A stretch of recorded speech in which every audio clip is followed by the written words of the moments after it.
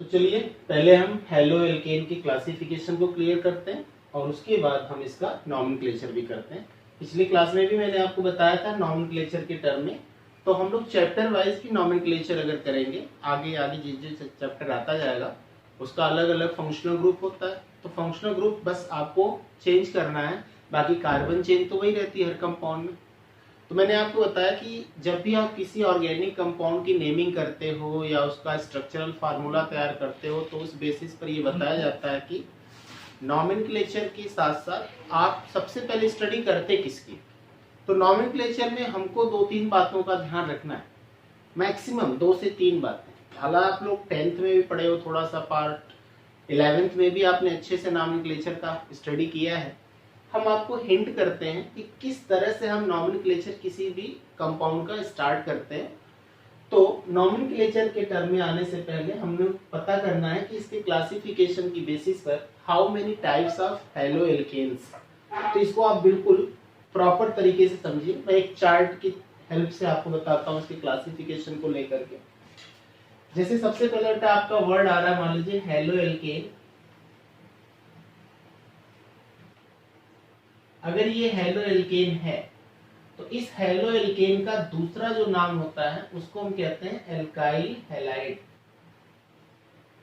क्या बोलेंगे? Alkyl halide इसका कॉमन नेम। हेलो एल्केन को मैंने आपको बता दिया कि ये इसका IUPAC नेम होता है, IUPAC भी बोलते हैं आप इसको, और ये इसका कॉमन नेम होता है।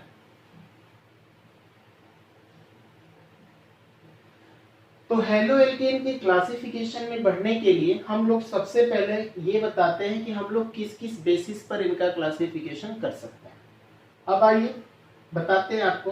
हेलो एल्केन अगर है तो इसका क्लासिफिकेशन सबसे पहले हम लोग किस बेसिस पर करने जा रहे हैं, तो ये हो गया on the basis of number of x group. X group मतलब हो गया हेलो ग्रुप। पहला क्लासिफिकेशन किस पे है? On the basis of number of hello group. किसी भी हेलो एल्केन में कितने हेलो ग्रुप प्रेजेंट होते हैं उस बेसिस पर हम हेलो एल्केन का क्लासिफिकेशन बताते हैं। क्लासिफिकेशन में सबसे पहला क्या नाम आता है ये देखें। ये हो गया आपका पहला मोनो हेलो एल्केन। इसी तरह बेटा फिर डाई हेलो एल्केन, फिर इसी तरह ट्राई हेलो एल्केन, फिर इसी तरह टेट्रा हेलो एल्केन। इस तरह से इसका क्लासिफिकेशन होता जाता है on the basis of number of hello group. क्या नाम है? Mono halo alkene, die halo alkane, try halo alkane and tetra halo alkane. तो ये मोनो, डाई, ट्राई और टेट्रा क्या है? तो इसका मतलब मैं आपको बता दूं, मोनो का मतलब होता है 1 हेलो ग्रुप, जब आपके कंपाउंड में एक हेलो ग्रुप होता है। डाई मींस क्या हो जाएगा? 2 हेलो ग्रुप अगर आपके कंपाउंड में है तो ये डाई हो जाएगा। ट्राई का मतलब हो जाएगा अगर 3 हेलो ग्रुप आपके कंपाउंड में है तो ये ट्राई हो जाएगा। इसी तरह अगर 4 हेलो ग्रुप आपके कंपाउंड में है तो ये आपका टेट्रा हो जाएगा। इसी तरह आगे पेंटा, हेक्सा ऐसे करते हुए हम आगे चलते हैं।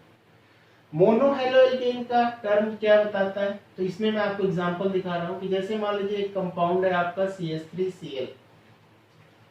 क्या है? CH3Cl। इसको हम मिथाइल क्लोराइड या क्लोरोमेथेन कहेंगे, इसकी नेमिंग तो बताएंगे। इसका नाम मोनो क्यों है? तो आपको मैं ये बता दूं, इसका आप एक्सटेंशन भी कर लो। कार्बन की वैलेंसी कितनी होती है? 4 होती है। Valency 1, 2, 3 and 4।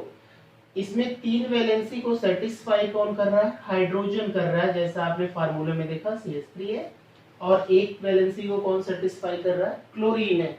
तो इस कंपाउंड में कार्बन के साथ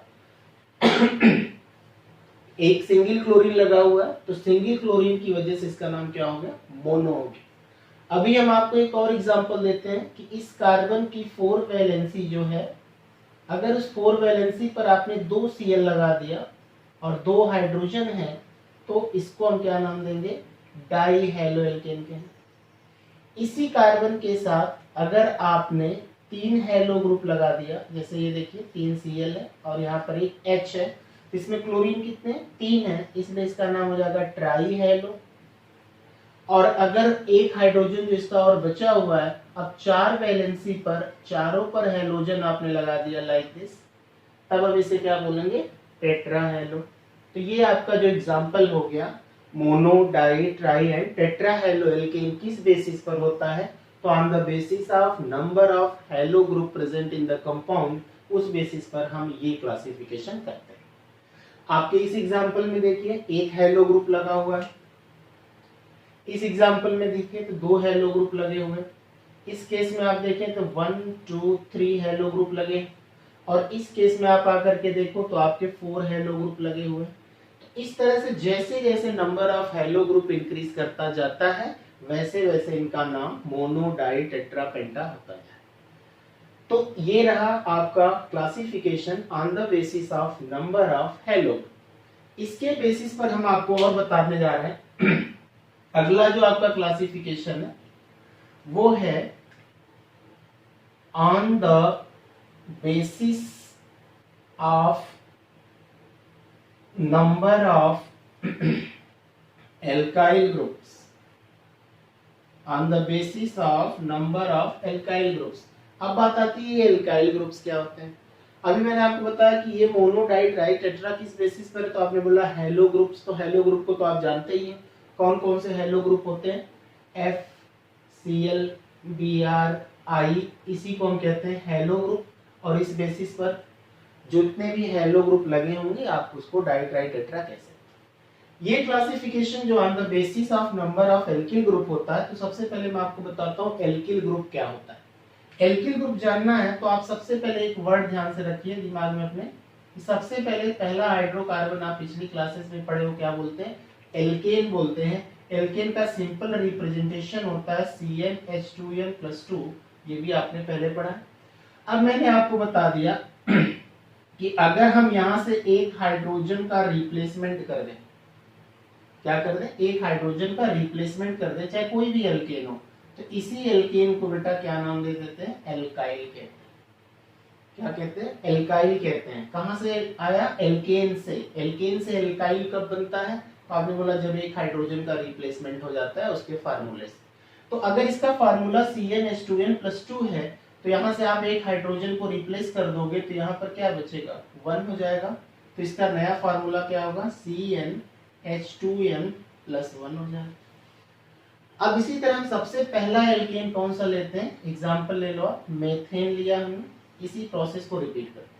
मेथेन का फार्मूला सबको पता है क्या होता है, CH4। अब आप इससे क्या कर रहे हो, एक हाइड्रोजन रिप्लेस कर रहे हो, तो इसका फार्मूला क्या हो जाएगा, CH3 हो जाएगा। ये पीछे एक बॉन्ड दिखा दिया मैंने जब एक H हट गया। अब ये मेथेन से क्या वर्ड आ गया आपका, मिथाइल। तो मेथेन से मिथाइल कैसे बना, जैसे एल्केन से एल्काइल बना। ये एल्केन से एल्काइल कैसे बना, जब एल्केन से एक हाइड्रोजन को रिप्लेस कर देते हैं तो एल्काइल हो जाता है। अब एक और मैं एग्जांपल दी, अगर ये अगला एल्केन है एथेन, तो इससे आप क्या करोगे, एक हाइड्रोजन रिप्लेस कर दोगे तो इसका नाम क्या हो जाएगा, इथाइल हो जाएगा। अब अगर मेथेन का फार्मूला CH4 है, तो इस CH4 के फार्मूले में बेटा अगर आप सिर्फ CH2 यूनिट ऐड कर दो, एक कार्बन और 2 हाइड्रोजन, ये क्लास 10th में भी आप पढ़े होंगे, इसको बोलते हैं होमोलॉगस सीरीज। तो आप क्या करो, इस फार्मूले में एक CH2 ऐड करो, तो यहाँ एक कार्बन है, यहाँ एक कार्बन है, तो दोनों मिला के क्या हो जाएंगे, 2 कार्बन। यहाँ पर क्या है, 4 हाइड्रोजन है, 2 हाइड्रोजन ऐड कर दो, तो इसका फार्मूला क्या हो जाएगा तब, C2H6। अभी आपको प्रोपेन पे जाना होता सो ऑन, तो आप ये क्या करते, आप इसमें फिर एक CH2 ऐड कर देते, तो अगला फार्मूला क्या हो जाएगा आपका, C3H8 हो जाएगा, एंड सो ऑन। फिर आप ऐसे करते, एक CH2 और ऐड करते जाओ, तो इसका फार्मूला हो जाएगा क्या, C4H10, एंड सो ऑन। इस तरह से हम एल्केन की तरफ जाएंगे। इसी फार्मूले की बेसिस पर अगर हम इधर बढ़ते हैं और एक हाइड्रोजन कम करते हुए जाएंगे फार्मूले के हिसाब से, तो ये एल्केन एल्किल हो जाएगा। लेकिन एक CH2 अगर हम इसी में ऐड कर दें, ध्यान से देखें, सबसे इजी तरीका, तो इसका फार्मूला क्या हो जाएगा, CH3 में CH2 अगर आप ऐड कर दो तो ये फार्मूला हो जाएगा आपका C2H5।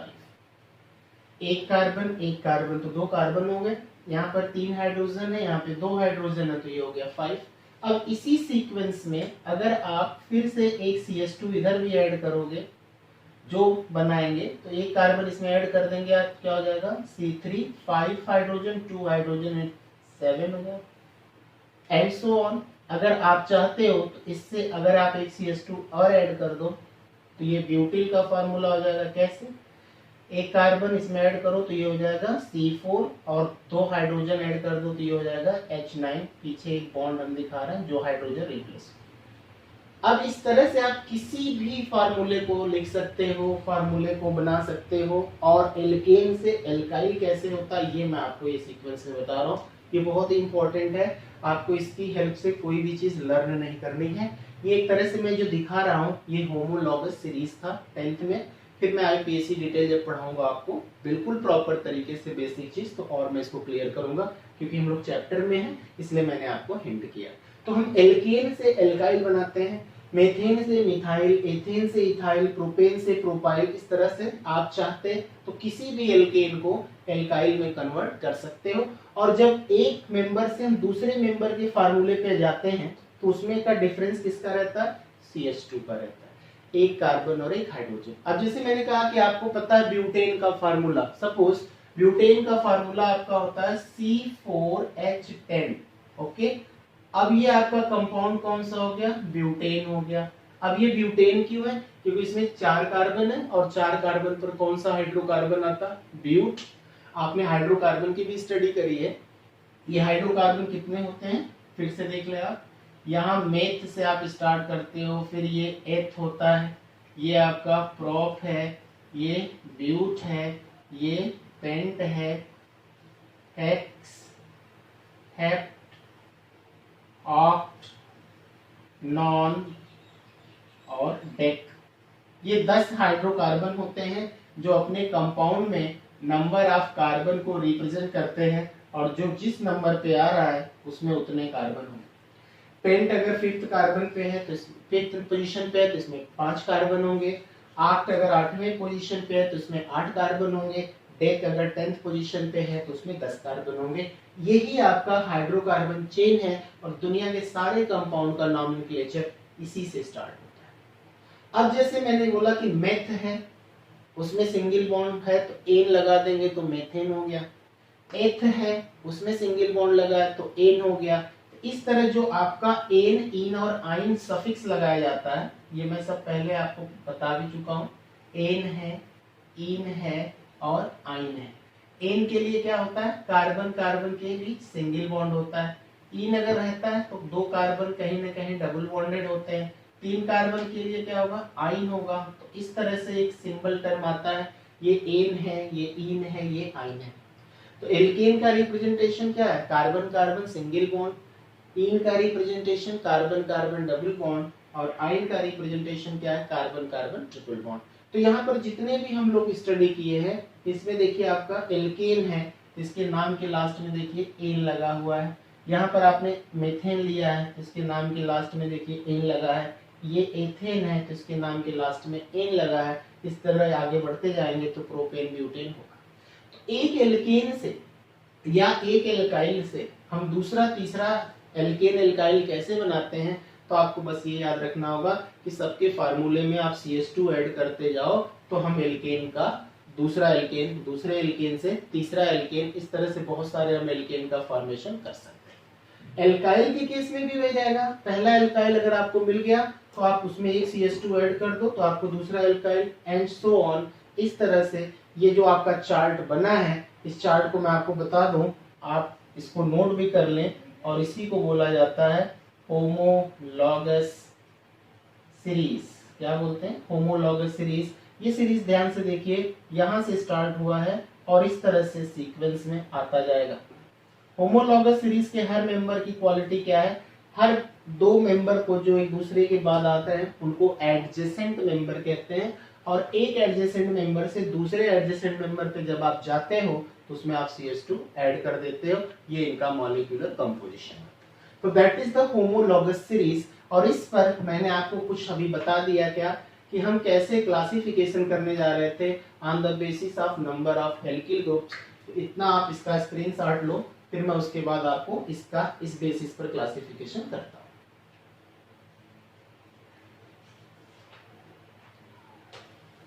ओके, तो अब हम आपको बताने जा रहे हैं कि कैसे हम on the basis of number of alkyl group इसका क्लासिफिकेशन करते हैं। इसका क्लासिफिकेशन अब हम लोग एल्किल ग्रुप के बेसिस पर करेंगे।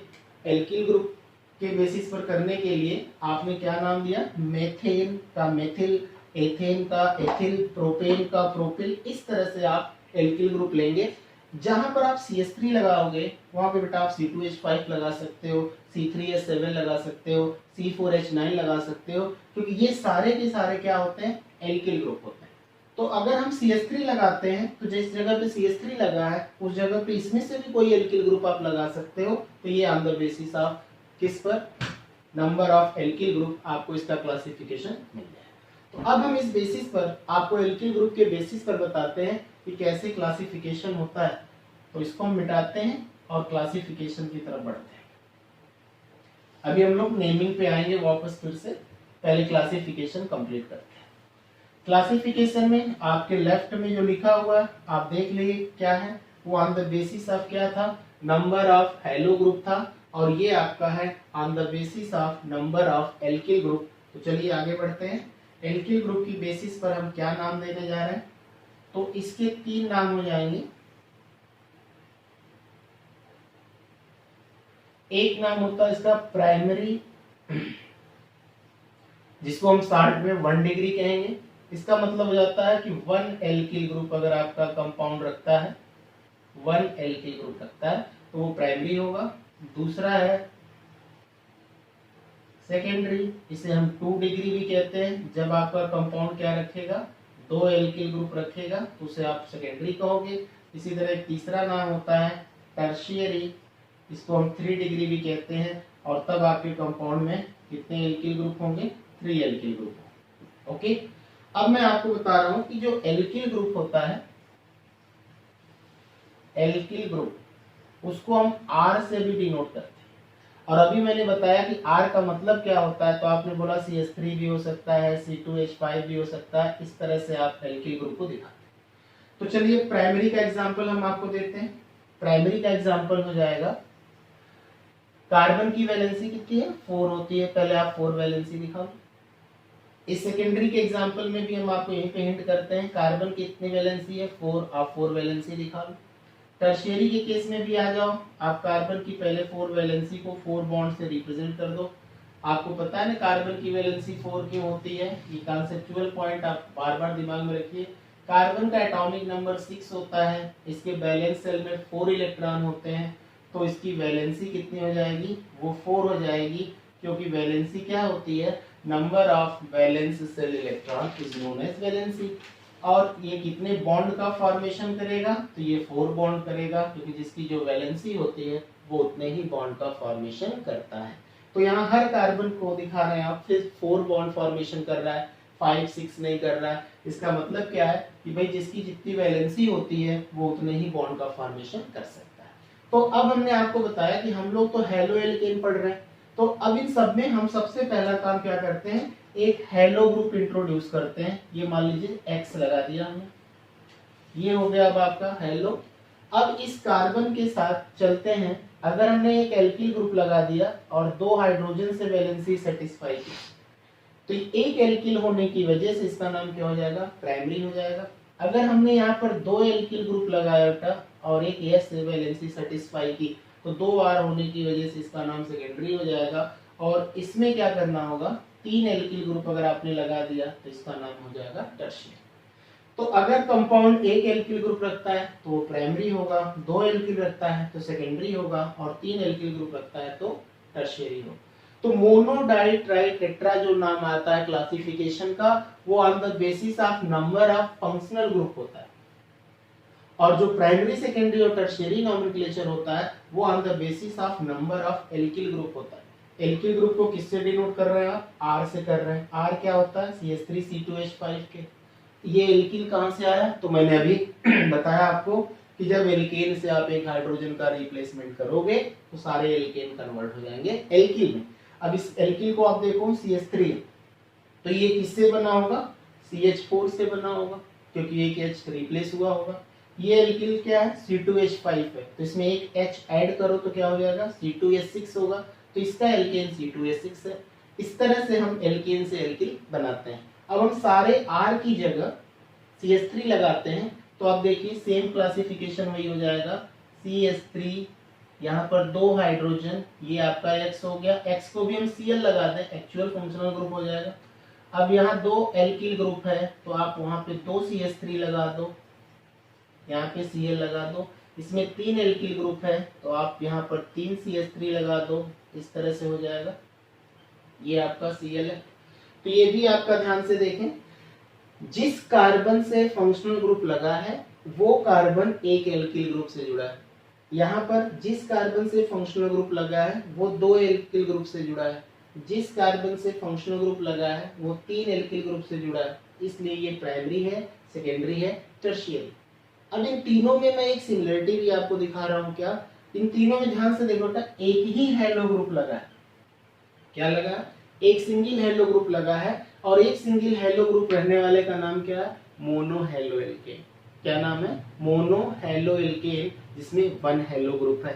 तो अगर इन तीनों में एक ही हेलो ग्रुप दिखाई दे रहा है तो आप कह सकते हो these are the example of mono halo alkane, यानी on the basis of number of alkyl group में यहाँ पे लिख सकते हैं फॉर मोनो हेलो एल्केन। ये मोनो हेलो एल्केन का एक तरह से फर्दर क्लासिफिकेशन हो। ये सारे एग्जांपल मोनो के हैं। क्यों है? सब में आप देखो ध्यान से एक ही हेलो ग्रुप। इन सब में डिफरेंस किस बेसिस पर दिखा रहा है? एल्किल ग्रुप की बेसिस पर। इसमें कितने आर हैं? 1 है। इसमें कितने हैं? 2 हैं। और इसमें कितने? 3। तो जब हम एल्किल ग्रुप की बेसिस पर क्लासिफिकेशन करते हैं तो हमेशा याद रखिए प्राइमरी, सेकेंडरी, टर्शियरी होगा। और सिर्फ इसी कंपाउंड का नहीं होगा, आगे आने वाले सारे कंपाउंड में आप बना सकते हैं। आप जैसे हेलो एल्केन पढ़ रहे हो तो आप एल्कोहल में भी जाकर के ये कर सकते हो, एल्डिहाइड, कीटोन, कार्बोक्सिलिक अमाइन, किसी में भी जाके अगर एल्किल ग्रुप के बेसिस पे क्लासिफिकेशन करेंगे तो प्राइमरी, सेकेंडरी, टर्शियरी देंगे। और अगर आप फंक्शनल ग्रुप के बेसिस पर क्लासिफिकेशन देंगे तो मोनो, डाई, ट्राई, टेट्रा देंगे। अब सपोज करो अगर हमने यहाँ से हेलोजन हटा दिया, हमने यहाँ से हेलो ग्रुप हटा दिया और हर जगह OH लगा दी, तो ये अगले चैप्टर का हो गया, अल्कोहल का क्लासिफिकेशन हो जाएगा। नहीं, अगर यहाँ पर Cl की जगह हम OH लगा दें बेटा तो ये CH3OH हो जाएगा, मेथेनॉल। क्लियर हो गया? अब ये इसमें 2 OH हो जाएगा तो डाईऑल, इसमें 3 लगेगा तो ट्राईऑल, और इसमें 4 लगेगा OH तो टेट्राऑल। यानी ये mono, di, tri, tetra word किस बेसिस पे दे रहे हैं? On the basis of functional group. और ये प्राइमरी, सेकेंडरी, टर्शियरी किस बेसिस पे दे रहे हैं? On the basis of number of alkyl groups. तो इस तरह से अभी 2 क्लासिफिकेशन आपके सामने आया, एक on the basis of functional group और दूसरा on the basis of alkyl group. और हेलो एल्केन में 2 ही लोग तो होते ही हैं। ये हेलो पोर्शन जो आपका है ये बेटा फंक्शनल ग्रुप हो जाएगा, और ये जो एल्केन है वो आगे चल करके एल्किल ग्रुप हो जाएगा। एल्किल ग्रुप का दूसरा नाम भी मैंने आपको बताया, इसी को कार्बन चेन कहते हैं। कार्बन चेन कहां से स्टार्ट होती है? Meth to death. इस तरह से मैंने आपको ये दोनों क्लासिफिकेशन दे दिया। अब इसके जस्ट बाद और भी क्लासिफिकेशन के जो टाइप्स हैं इसको मैं आपको दिखाता हूं।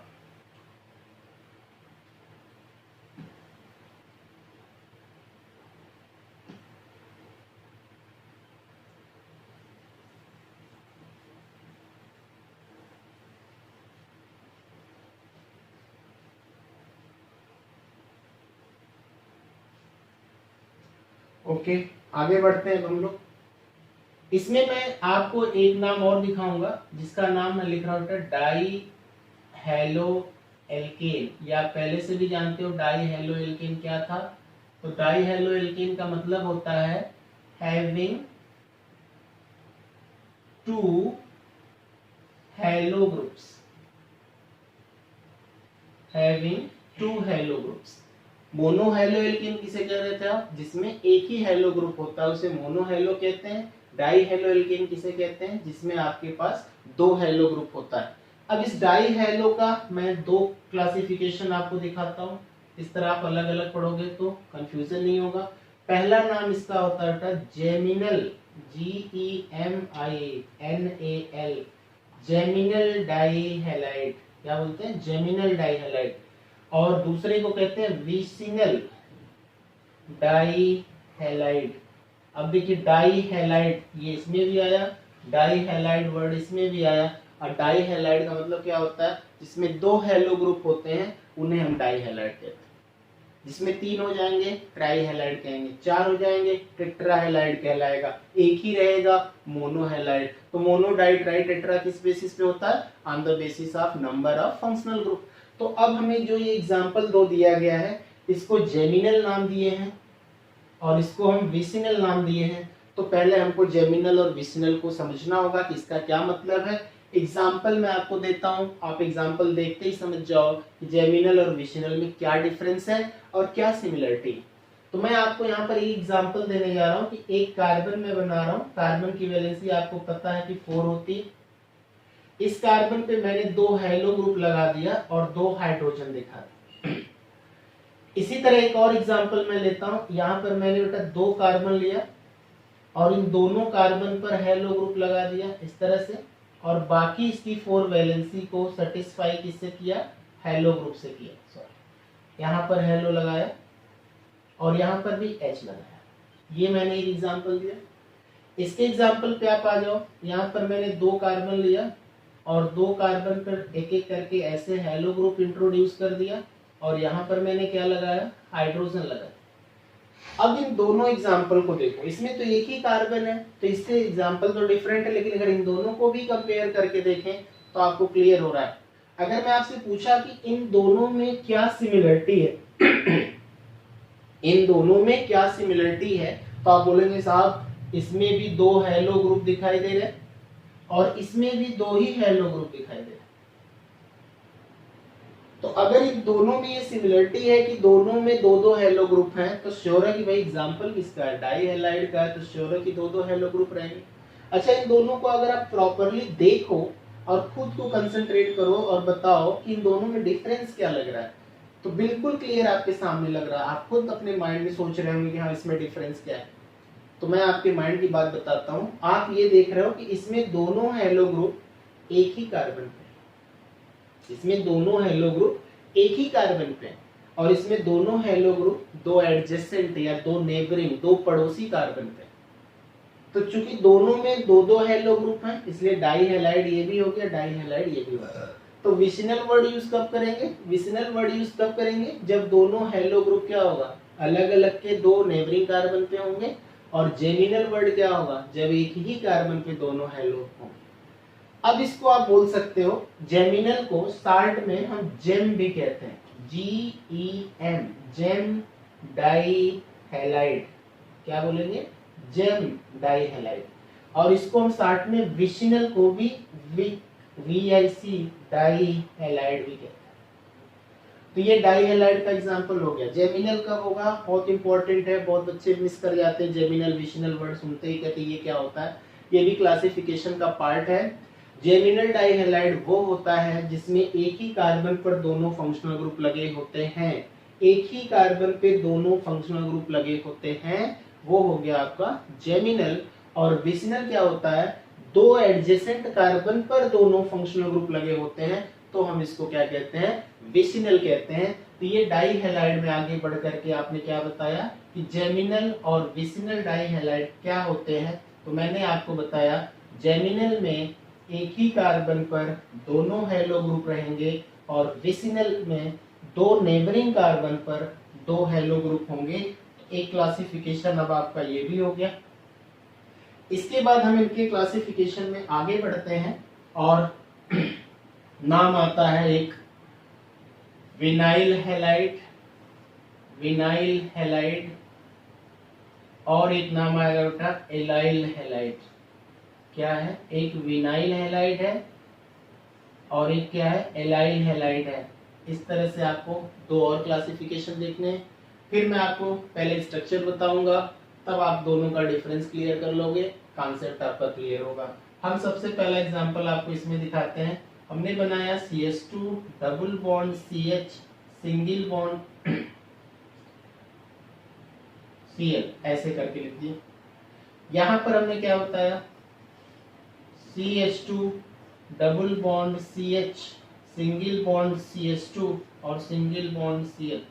अगर आपका इसका स्केलेटन फॉर्म देना चाहते हो तो आप ऐसे दिखा सकते हो बेटा, यहाँ पर साल्ट में ऐसे, ये भी कार्बन है, ये भी कार्बन है। इसका ये फॉर्म दिखाना, तो इसमें 3 कार्बन है, तो 3 कॉर्नर दिखाएंगे ऐसे, ऐसे हो गया, और यहाँ पे लगाएंगे Cl, और डबल बॉन्ड आपका सामने यहाँ पे दिख रहा है।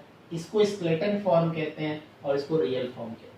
अब मैंने आपके सामने 2 स्ट्रक्चर दिखाए, दोनों एक से रिलेटेड ही दिख रहे हैं, दोनों में सिमिलरिटी देख लीजिए, एक एक हैलोजन दोनों रखते हैं और डबल बॉन्ड भी दोनों रख रहे हैं, तो ये तो हो गया सिमिलरिटी। लेकिन इनका डिफरेंस आप अगर क्लियर करें और मैं बोलूं कि दोनों स्ट्रक्चर को आप बिल्कुल फोकस करिए, माइंड कंसंट्रेट करिए, तो आपको डिफरेंस क्या है ये क्लियर हो जाएगा। बहुत इजी वे में आप देखो, इसमें आप बोल रहे हो कि जो क्लोरीन लगा है जिस कार्बन से, वही कार्बन डबल बॉन्डेड है। जिस कार्बन से क्लोरीन लगा है वही कार्बन क्या है, डबल बॉन्डेड है। क्लियर हो गया। इसमें देखो, जिस कार्बन से क्लोरीन लगा है वो कार्बन डबल बॉन्डेड नहीं है, बल्कि उसका नेबरिंग कार्बन डबल बॉन्डेड है। यहाँ पर क्लोरीन और डबल बॉन्ड एक ही कार्बन से रिलेटेड है, और यहाँ क्लोरीन और डबल बॉन्ड एक कार्बन से रिलेटेड नहीं है। तो विसिनल का मतलब क्या होता है, halo group containing carbon is double bonded और sp2 hybridized। हाइब्रिडाइजेशन के बारे में भी आप सुने होंगे, इसको मैं और डिटेल बताऊंगा हाइब्रिडाइजेशन को ऑर्गेनिक का। तो आपने क्या लिखा, hello group containing carbon is double bonded. देखिए ये हेलो ग्रुप रखता है कार्बन, इस कार्बन को हम दिखाते हैं आपको यहाँ पे C इस तरह से दिखाते हैं। इसके साथ क्या दिखाई दे रहा है, यहाँ पर क्लोरीन भी दिखाई दे रहा है, और यहाँ पर आप ध्यान से देखें डबल बॉन्ड भी दिखाई दे रहा है। अब इसका मतलब क्या होगा, इसमें बोलेंगे hello group containing carbon is not joint by double bond. Its next carbon is joined by double bond. ये हो गया। या halo group containing carbon is sp3 hybridised. यहां ध्यान दीजिएगा, halo group containing carbon is sp3 hybridised. ये जो आपका कार्बन है बेटा, ये कार्बन आपका क्या है, sp3 हाइब्रिडाइज्ड है। अभी sp3 क्या है, sp2 क्या है, ये sp क्या है, ये हाइब्रिडाइजेशन क्या है, अभी इसके जस्ट बाद हम आपको उसका हेल्प करेंगे, हिंट करेंगे। हमने जो विसिनल और विनाइल हैलाइड और एलाइल हैलाइड का स्टडी करना था, उसमें क्या डिफरेंस था ये मैंने आपको बताया। अभी जैसे एक एग्जांपल हम लोग यहाँ पे करते हैं, ध्यान दीजिएगा। हमने कहा CH3 CH2 CH double bond CH single bond Br लगाया। किसी भी ऑर्गेनिक कंपाउंड को बनाना है या लिखना होता तो उसमें मैंने क्या बताया, सिर्फ 2 काम को देखना है आपको, कौन सा फंक्शनल ग्रुप है और कितने कार्बन की चेन है। तो उस कंपाउंड की नेमिंग करने के लिए क्या करना होगा, कार्बन के जो चेन है उसमें कितने कार्बन है, मेथ टू डेक से वर्ड ले आएंगे, और जो फंक्शनल ग्रुप लगा है उसका क्या नाम। हमने कहा 3 कार्बन की चेन है, तो आपने बोला प्रोपेन है। हमने कहा उसमें पहले नंबर पे Cl लगा है तो क्लोरोप्रोपेन है।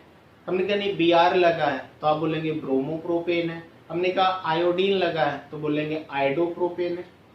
तो इस तरह से आपने 2 ही वर्ड यूज किया कि कार्बन की चेन कितने कार्बन की है और इस पे फंक्शनल ग्रुप कौन सा लगा, हो गया नोमेनक्लेचर। तो मेरे कहने का मतलब, अगर मैंने इस एग्जांपल को आपको दिखाया तो हम इसका आईपीएसी नाम आपसे नहीं पूछ रहे, हम आपसे पूछ रहे हैं कि ये जो एग्जांपल है ये इससे मैच कर रहा है या इससे मैच कर रहा है, ये आपको बता। ये एग्जांपल इस एग्जांपल से मैच कर रहा है या इससे मैच कर रहा है। तो कह रहे इससे मैच करने का मतलब हो गया कि जिस कार्बन से हेलो ग्रुप लगा होता है वही कार्बन आपका डबल बॉन्डेड भी होना चाहिए। यही 2 से मतलब है, बाकी चेन कितनी बड़ी है इससे में नहीं मतलब। हमें मतलब है कि हमें विनाइल बोलना है तो विनाइल बोलने का एक ही मतलब है कि जो कार्बन फंक्शनल ग्रुप रखता है वही कार्बन डबल बॉन्डेड है और उसके साथ कुछ भी नहीं हो इस तरह का, तो वो विनाइल है। तो यहाँ आप देखो, जिस कार्बन से हेलो ग्रुप लगा हुआ है वही कार्बन, ध्यान से देखो, डबल बॉन्डेड है। इसका मतलब है बेटा, ये एग्जाम्पल किसका हो गया आपका, ये विनाइल हैलाइड का।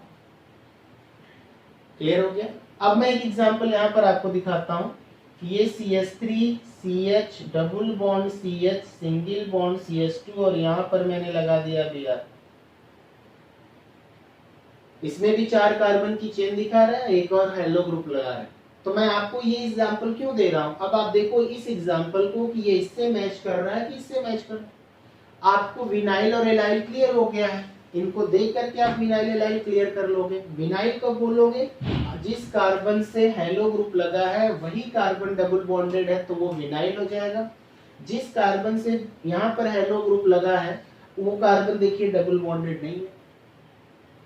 यहाँ जिस कार्बन से हेलो ग्रुप लगा है वो कार्बन डबल बॉन्डेड है, यहाँ जिस कार्बन से हेलो ग्रुप लगा है वो कार्बन सिंगल बॉन्डेड है।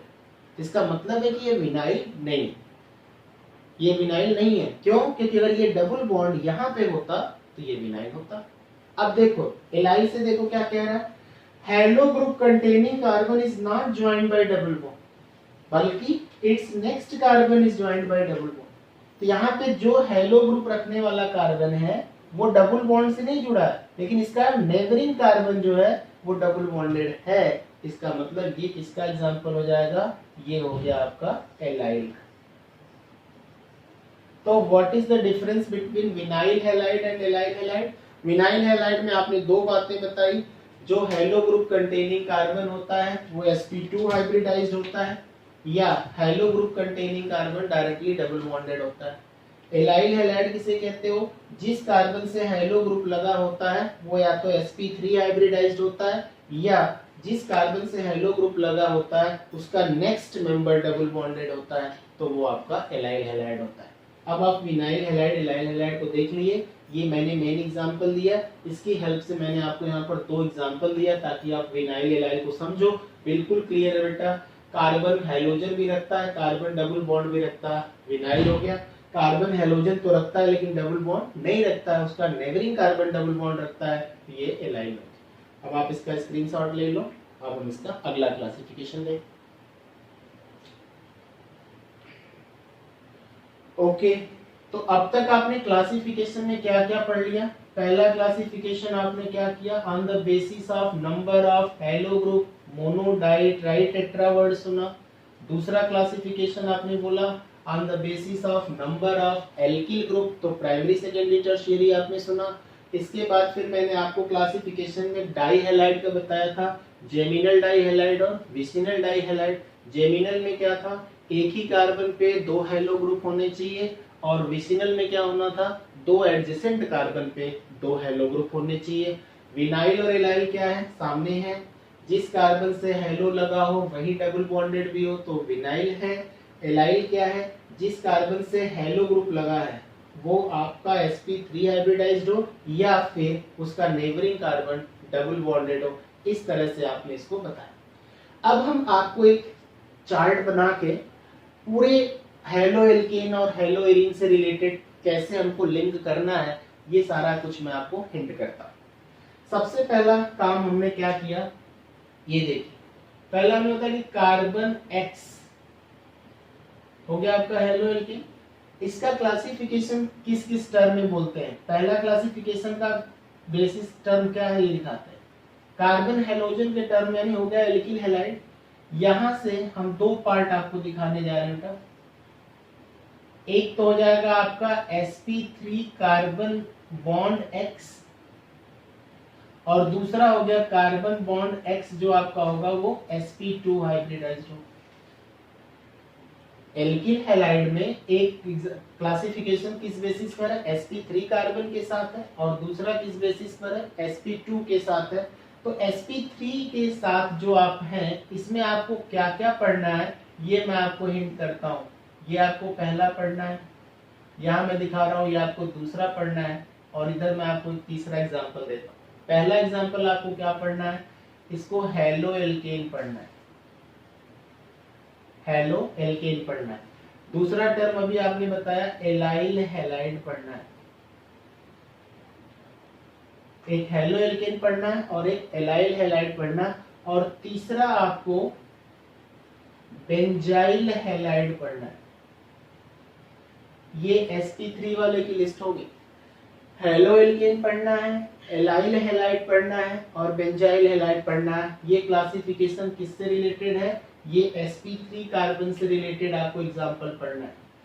अब आप sp2 वाले केस में आ जाओ।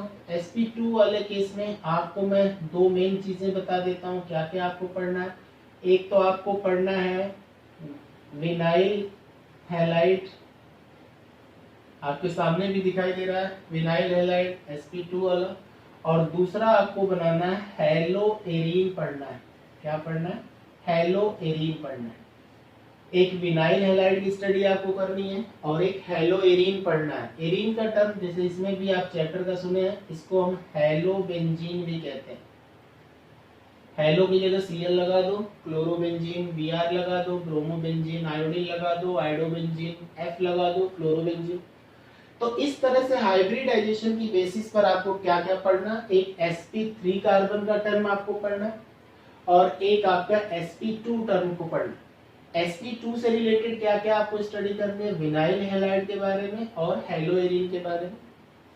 sp3 के टर्म में आपको क्या पढ़ना है, एलाइल हैलाइड। सामने देखिए भी एलाइल हैलाइड का कार्बन दिखाई दे रहा है, sp3 वाला पढ़ना है। हेलो एल्केन, हेलो एल्केन तो सिंपल सी बात है, लास्ट में एन है, और एक आपका बेंजाइल हैलाइड। तो मैं आपको उसी के सामने उनका एग्जांपल दिखाता हूं। हेलो एल्केन का सबसे सिंपल सा पहला एग्जांपल देखिए, मैंने आपको लिख दिया CH3Cl। क्या लिख दिया? CH3Cl। हेलो एल्केन, अभी मैं आरपीएससी पे भी आऊंगा, आप क्लियर हो जाओ। हेलो यहाँ कौन सा है? Cl हो गया क्लोरो, एक कार्बन का एल्केन मेथेन। अच्छा, एलाइल हैलाइड क्या है? एलाइल हैलाइड आपके सामने है, तो मैं यही एग्जांपल आपको दिखा सकता हूँ। देखिए CH2 double bond CH, single bond CH2, और ये हो गया आपका CH। बेंजाइल हैलाइड किसे कहते हैं? पहले आप बेंजीन बना लो। बेंजीन का फार्मूला क्या होता है? C6H6। इस बेंजीन से रिलेटेड एक और कार्बन लगा लो, यानी बेंजाइल वर्ड जहां पर होता है उसमें ये हिंट ले लो हमसे आप, 7 कार्बन होता है। और इस दोनों कार्बन पर आप ये H लगा लो और यहाँ पर एक Cl लगा के देखो, ये हो गया आपका बेंजाइल हैलाइड। अब इस पे आ जाओ, विनाइल हैलाइड क्या है? आपके सामने ये एग्जांपल है, इस एग्जांपल को हम फिर दिखाते हैं। CH2 double bond CH, single bond Cl, बिल्कुल वही सामने है। एलाइल का एग्जांपल आपके सामने है। हेलो एल्केन आपके सामने है। बेंजाइल हैलाइड किसे कहते हैं ये आपने देख लिया। अब उसके बाद हेलो एरीन के बारे में पढ़ते हैं, या हेलो बेंजीन। तो पहले फिर आप बेंजीन को बना लो, ये आपका बेंजीन हो गया। बेंजीन की क्या क्वालिटी होती है? अल्टरनेट 3 डबल बॉन्ड होते हैं, यानी इसमें 6 पाई इलेक्ट्रॉन होते हैं या 3 पाई बॉन्ड्स होते हैं, और ये किसको फॉलो करता है? हकेल रूल को फॉलो करता है, जो आप 11th में पढ़े थे, अभी भी मैं पढ़ाऊंगा, जिसका टर्म क्या है? 4n+2 pi electron. और एक तरह से इसको हम कौन सा कंपाउंड भी आगे चल के बोलेंगे? Aromatic compound. एरोमेटिक क्यों बोलते हैं? जिसमें भी बेंजीन रिंग होता है उसे हम एरोमेटिक कहते हैं। ये तो क्लासिफिकेशन में भी होगा आगे चल के, और ये भी तो हम लोग हेलो एल्केन पढ़ रहे हैं ना, अभी हेलो एरीन स्टार्ट होगा तब बेंजीन की कहानी स्टार्ट होगी। तो मैं आपको क्या हिंट करना चाहता हूँ बेटा, बस ये दिमाग में रख लो कि ये जो मैंने मेन क्लासिफिकेशन आपको दिखाया है, मेन क्लासिफिकेशन को घेरता हूँ। ये हो गया आपका मेन कंपाउंड एल्किल हैलाइड। इसकी स्टडी आपको दो तरीके से करनी है, on the basis of hybridisation. एक आपको sp3 कार्बन की स्टडी लेके चलनी है, और दूसरी आपको क्या लेके चलनी है? sp2 कार्बन की स्टडी लेके चलनी है। तो कौन कौन से कंपाउंड जिसके अकॉर्डिंग आप sp3 रहोगे, तो उसमें आपको पढ़ना होगा एलाइल हैलाइड, हेलो एल्केन और बेंजाइल हैलाइड। इसके बाद sp2 कार्बन के अकॉर्डिंग क्या क्या स्टडी करनी है? विनाइल हैलाइड और हेलो एरीन। अब मैं आपको बताने जा रहा था sp3 कार्बन जो होता है, sp3 कार्बन और sp2 कार्बन, इसका मतलब क्या होता है ये मैं बताता हूँ, आप इसको ही माइंड में रखिए, बहुत इजी है और लॉन्ग टाइम तक रहेगा। sp3 कार्बन का मतलब होता है carbon having 4 sigma bond, carbon having 4 sigma bond. और sp2 के लिए क्या बोलेंगे, ध्यान से याद कर लीजिए हमेशा के लिए, कार्बन हैविंग 3 सिग्मा बॉन्ड्स। आपके माइंड में हमेशा रहने के लिए मैंने ये शार्ट में लिख दिया है, आगे तो और डिटेल पढ़ेंगे ही हम लोग। sp3 कार्बन क्या होता है, जिसमें 4 सिग्मा बॉन्ड होते हैं, जिसमें चारों सिंगल बॉन्ड होते हैं, क्योंकि हर सिंगल बॉन्ड को क्या कहते हैं, सिग्मा बॉन्ड कहते हैं। और यहाँ पर जो आपका sp2 कार्बन होगा उसके पास 3 सिग्मा बॉन्ड हो। तो मैं आपको इसके लिए अब हिंट कर दूं, क्या, ये देखिए, अगर इस कार्बन के साथ हमने 4 सिग्मा बॉन्ड दिखा दिया लाइक दिस, ये सिंगल बॉन्ड सिग्मा, ये सिग्मा, ये सिग्मा, ये सिग्मा, तो इसका मतलब है कि इसके पास 4 सिग्मा बॉन्ड है, तो ये आपका क्या होगा, sp3 कार्बन होगा। अब sp2 का मतलब अभी आपने क्या बोला कि इस कार्बन के साथ 3 सिग्मा बॉन्ड होने चाहिए, सिग्मा सिग्मा सिग्मा, तो ये किसका एग्जांपल होगा, sp2 का। तो आप बोलेंगे एक प्रॉब्लम है इसमें सर, इस कार्बन की तो वैलेंसी 4 है, कंप्लीट है, लेकिन इस कार्बन की तो एक वैलेंसी कम है, जबकि कार्बन की वैलेंसी क्या होती है, 4 होती है, तो फिर इसमें क्या प्रॉब्लम आ रही है। तब मैं आपको बताऊंगा कि बेटा इसके साथ तब हो सकता है एक पाई बॉन्ड भी हो। अब हो गई 4 वैलेंसी इसकी कंप्लीट, हो गई 4 वैलेंसी। अब यहाँ पर 1 2 3 4 बॉन्ड हो गए। तो आप जब हाइब्रिडाइजेशन दिखाते हो, हाइब्रिडाइजेशन किस बेसिस पर निकालते हैं, कार्बन कंपाउंड्स का number of sigma bond, number of sigma bond, number of, ये कॉन्सेप्चुअल है इसलिए बहुत इंपॉर्टेंट है, अपने माइंड में रख लीजिए, number of sigma bond is equal to types of hybridisation. ये आपको समझने के लिए मैंने लिख दिया, जिसके पास जिस कार्बन के जितने सिग्मा बॉन्ड होंगे उसके पास वही हाइब्रिडाइजेशन होगा। अगर आपके पास 2 सिग्मा बॉन्ड्स हैं, अगर आपके पास 3 सिग्मा बॉन्ड्स हैं, और इसी तरह अगर आपके पास 4 सिग्मा बॉन्ड्स हैं, तो 4 सिग्मा बॉन्ड है, इसका मतलब हो गया हाइब्रिडाइजेशन sp3 होगा। 3 सिग्मा बॉन्ड है तो हाइब्रिडाइजेशन आपका sp2 होगा, और अगर 1 सिग्मा बॉन्ड है तो हाइब्रिडाइजेशन sp या sp1 होता है। तो ऑर्गेनिक कंपाउंड में आपको फॉर OC मींस याद रखिएगा ऑर्गेनिक कंपाउंड, ऑर्गेनिक कंपाउंड में आपको 3 ही तरह का हाइब्रिडाइजेशन देखने को मिलेगा, sp sp2 sp3। sp sp2 sp3 का हिंट क्या हुआ, जब कार्बन के पास 2 सिग्मा बॉन्ड होंगे तो हम उसको क्या बोलेंगे, sp हाइब्रिडाइज्ड। अगर 3 सिग्मा बॉन्ड होंगे तो उसको क्या बोलेंगे, sp2 हाइब्रिडाइज्ड। और अगर 4 सिग्मा बॉन्ड होंगे तो उसको क्या बोलेंगे, sp3 हाइब्रिडाइज्ड। तो इस तरह से हमने जो पूरा क्लासिफिकेशन कर लिया, उस क्लासिफिकेशन को एक बार मैं फिर आपके माइंड में डाल दूं। आपने सब कुछ पढ़ा है, आप इसका भी स्क्रीनशॉट ले लीजिए। ओके, मैं आपको बता देता हूं कि क्लासिफिकेशन में हमने क्या क्या बोला। क्लासिफिकेशन बेटा पहला क्लासिफिकेशन था on the basis of hello group, 1 2 3 4, जैसे जैसे हेलो ग्रुप आपके कंपाउंड में आएंगे आप मोनो डाई ट्राई टेट्रा बोलते जाओगे।